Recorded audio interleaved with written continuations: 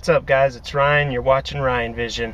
Today's going to be part 2 of a multi-part video series I'm calling Project ZJ. It's all about my 96 Jeep Grand Cherokee that's going to a long arm setup with a lot of other goodies. If you haven't seen part 1 yet, make sure you watch that because it basically goes through what the Jeep has right now and what I plan to put on it. So it really gives you a full idea of what the project is going to accomplish.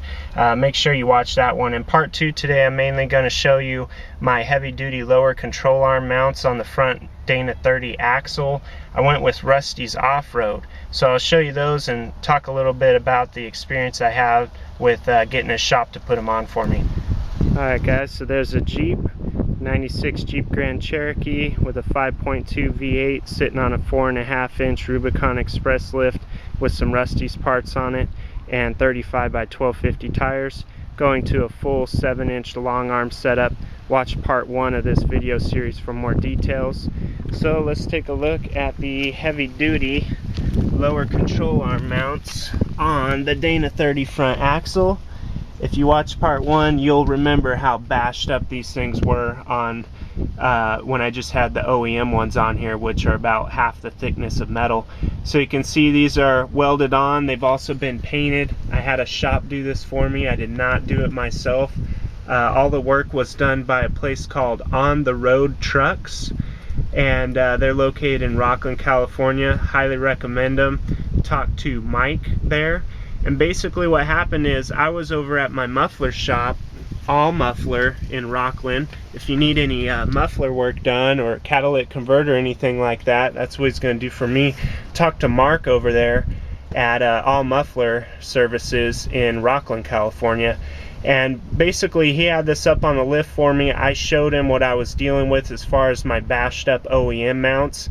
And he took a look at my Jeep. He saw things like the bent tie rod, the bent lower control arm mounts, and you know, just all the rock bashings throughout the vehicle. And he decided that he didn't want the liability of welding something like that against his exhaust shop. He just didn't want anything to do with it.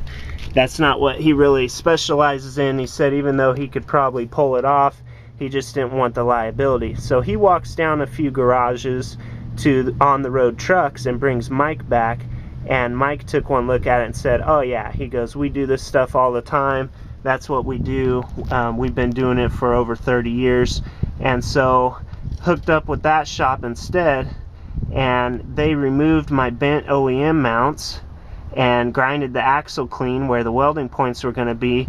Then I got these Rusty's Offroad heavy duty lower control arm mounts from their website. You want to go to the builder parts section and then mounts and brackets, and you'll find these. And these are obviously for the ZJ, and I did get the ones for the cam bolts, so I have the adjustability. They also have fixed ones where it's just a hole drilled if you don't want any adjustability on the lower control arms. So basically they cut the old ones off, they welded these ones on, and were nice enough to paint them for me so I don't get any rust. And they look great, they look a lot stronger, and they did a really nice job.